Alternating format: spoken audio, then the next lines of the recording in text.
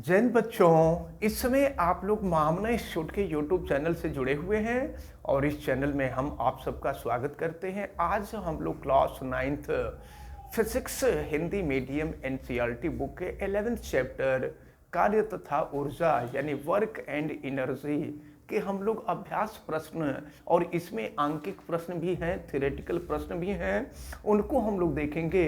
तो चलिए प्रश्न नंबर 1 शुरू करने जा रहे हैं। आप सभी लोग बुक खोल लें और देखिए प्रश्न नंबर 1 क्या है।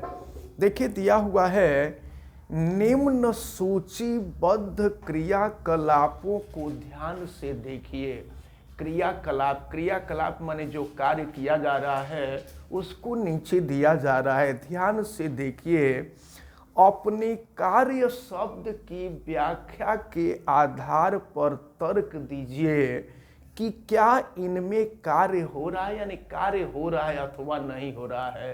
तो आपको हमने कार्य की परिभाषा बताया था कि किसी भी वस्तु पर बल लगाकर उस वस्तु को बल की दिशा में जिधर बल लग रहा है उसी दिशा में विस्थापित करने की क्रिया को कार्य कहते हैं।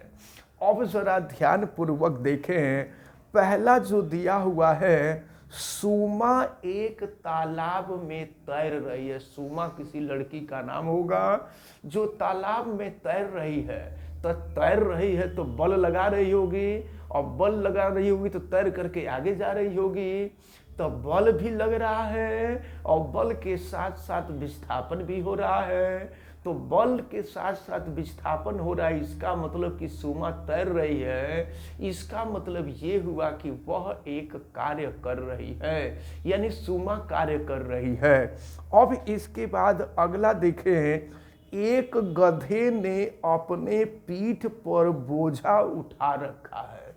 देखिए, अगर सिर पर आप बोझ लेकर के चलते हैं तो विस्थापन होता है, लेकिन यहां पर कहा जा रहा है कि गधा अपने पीठ पर बोझ उठा रखा है, यानी बोझ लेकर चुपचाप अपने जगह पे खड़ा है, विस्थापित नहीं हो रहा है, चल नहीं रहा है।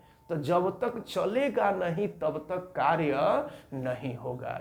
इसका मतलब ये हुआ कि अगर कोई गधा अपने पीठ पर बोझा उठा करके खड़ा है, इसका मतलब ये हुआ कि वह कार्य नहीं कर रहा है। अब आ जाइए अगले पर। एक पवन चक्की आप लोग देखे होंगे। तो एक पवन चक्की कुएं से पानी उठा रही, यानी पानी निकाल रही है। तब पानी निकाल रही है तो इसका मतलब कि वह जो पवन चक्की है, पवन चक्की के चलने से पानी नीचे से ऊपर आ रहा है, यानी विस्थापन हो रहा है। और विस्थापन होगा तो कार्य होगा, यानी कार्य हो रहा है। अब अगला देखे दिया हुआ है, एक हरे पौधे में प्रकाश संश्लेषण की प्रक्रिया हो रही है। एक हरा पौधा है, जैसे कोई पौधा है, प्रकाश संश्लेषण। आपको मालूम है कि पौधे जब प्रकाश संश्लेषण की क्रिया करते हैं, फोटोसिंथेसिस की क्रिया करते हैं, तो वो भोजन बनाते हैं। तो भोजन बनाते हैं तो क्या पेड़ के द्वारा या पौधे के द्वारा विस्थापन होता है? क्या पेड़ एक स्थान से दूसरे स्थान तक चला जाता है? ऐसा नहीं होता है। इसका मतलब ये हुआ कि पेड़ के द्वारा या पौधे के द्वारा जब प्रकाश संश्लेषण की क्रिया की जाएगी तो उसके द्वारा कोई कार्य नहीं किया जाएगा। अब देखिए अगला क्या है, एक इंजन ट्रेन को खींच रहा है। इंजन जो है ट्रेन खींच रहा है, तो खींच रहा है तो इंजन बल लगा रहा है, और जिस दिशा में बल लगा रहा है उस दिशा में ट्रेन जा रही है, तो विस्थापन हो रहा है। इसका मतलब ये हुआ कि इंजन के द्वारा कार्य किया जा रहा है। अब देखिए अगला, अनाज के दाने सूर्य के धूप में सूख रहे हैं।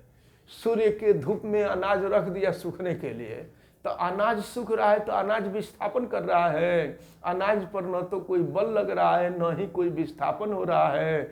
इसका मतलब ये हुआ कि अनाज के द्वारा किसी प्रकार का कोई कार्य नहीं किया जा रहा है। फिर अगला देखिए क्या है, एक पाल नाव पवन ऊर्जा के कारण गतिशील है। तो गतिशील है ना, गति हो रहा है ना, और गति होने का मतलब विस्थापन हो रहा है। तो जब विस्थापन होगा तो इसका मतलब कि कार्य हो रहा है। तो इस प्रकार ये जो पहला क्वेश्चन है, ये पहला क्वेश्चन आपका कंप्लीट होता है। अब इसके बाद हम लोग देखेंगे दूसरे क्वेश्चन को। देखिए दूसरे क्वेश्चन में आपसे क्या कहा जा रहा है, एक पिंड को धरती से किसी कोण पर फेंका जाता है। ये देखिए, ये है धरती और किसी पिंड को ऊपर के तरफ फेंका जा रहा है। देखिए ऊपर के तरफ फेंका जा रहा है, किसी पिंड को ऊपर के तरफ ऐसे ही फेंका जाएगा तो पिंड ऐसे ही गति करता है। यह एक वक्र पथ पर चलता है और वापस धरती पर आ जाता है। सुन लीजिए, ऊपर जाता है, फेंका जाता है जमीन पर से ऊपर, तो ऊपर जाता है और ऊपर जा करके पुनः यह वापस आ गिरता है। पिंड के पथ के प्रारंभिक तथा अंतिम बिंदु एक ही क्षितिज रेखा में है। कह रहा है कि पिंड को जहां से फेंका गया था और पिंड जहां जाकर गिरा था, ये दोनों पिंड, दोनों बिंदु जो है एक ही क्षितिज रेखा में है, एक ही सीधी रेखा में है। तो पिंड पर गुरुत्व बल द्वारा कितना कार्य किया गया? सुनिए, पिंड क्षैतिज से ऊपर गया और क्षैतिज पर ही आकर के गिरा। अगर पिंड जितना ऊपर जाएगा उतना ही नीचे जाएगा। तो जितना ऊपर जाएगा, जैसे मान लीजिए यहां से चलकर जितना ऊपर गया, यहां से निकल करके उतना ही नीचे आया। तो इस स्थिति में जब कोई पिंड जितना पॉजिटिव डायरेक्शन में जाता है, यानी कोई पिंड गया और फिर वापस आ गया, तो उस स्थिति में विस्थापन शून्य होता है। और जब विस्थापन शून्य होता है तो किया जाने वाला जो कार्य होता है, किया जाने वाला कार्य भी शून्य होता है। यानी इस स्थिति में जो क्वेश्चन नंबर 2 है, इस स्थिति में किसी प्रकार का कोई कार्य नहीं होगा। अब इसके बाद आप देखें क्वेश्चन नंबर 3 में आपसे क्या पूछा जा रहा है, एक बैटरी बल्ब जलाती है, यानी बैटरी से एक बल्ब को जोड़ दिया गया है, अब वो बल्ब जो है जल रहा है। इस प्रक्रम में होने वाले ऊर्जा परिवर्तनों का वर्णन कीजिए। जब बैटरी से बल्ब जल रहा है तो ऊर्जा का परिवर्तन कैसे हुआ? तो देखिए, बैटरी के अंदर केमिकल भरा गया होता है, रसायन भरा गया होता है, और रसायन के अंदर जो ऊर्जा होती है उसको हम कहते हैं रासायनिक ऊर्जा। ये रासायनिक ऊर्जा, और जानते हैं रासायनिक ऊर्जा सेल के अंदर केमिकल भरा हुआ है, और वह केमिकल के अंदर जो ऊर्जा होती है वो रासायनिक ऊर्जा होती है। और रासायनिक ऊर्जा परिवर्तित होती है विद्युत ऊर्जा में, विद्युत ऊर्जा में। और इसके बाद जानते हैं विद्युत ऊर्जा जब बल्ब के अंदर जाती है ना तो बल्ब गर्म हो जाता है। तो बल्ब गर्म हो जाता है तो उसको हम कहते हैं ऊष्मीय ऊर्जा। यहाँ बल्कि इसके बाद हम नीचे लिख रहे हैं, इसके बाद ये हो परिवर्तित होगी ऊष्मीय ऊर्जा में, और लास्ट में जा कर के बल्ब जलने लगेगा। तो जब बल्ब जलने लगेगा तो प्रकाश उत्पन्न होगा, तो प्रकाश उत्पन्न होगा तो उसको हम कहते हैं प्रकाश ऊर्जा। तो इसको आप लोग नोट कर लीजिएगा और इसको दिमाग में रखे रहिएगा। प्रश्न में आपसे यही कहा जा रहा है कि एक बैटरी के द्वारा बल्ब जल रहा है, तो इसमें कौन कौन सी ऊर्जा परिवर्तित हो रही है? तो इसमें रासायनिक ऊर्जा परिवर्तित हो रही है विद्युत ऊर्जा में, और विद्युत ऊर्जा परिवर्तित हो रही है ऊष्मीय ऊर्जा में, और ऊष्मीय ऊर्जा परिवर्तित हो रही है प्रकाश ऊर्जा में। अब इसके बाद हम लोग देखते हैं अगला क्वेश्चन। क्वेश्चन नंबर 4 को देखिए। क्वेश्चन नंबर 4 में आपको दिया हुआ है 20 किलोग्राम द्रव्यमान यम की वैल्यू आपको दी गई है 20 किलोग्राम।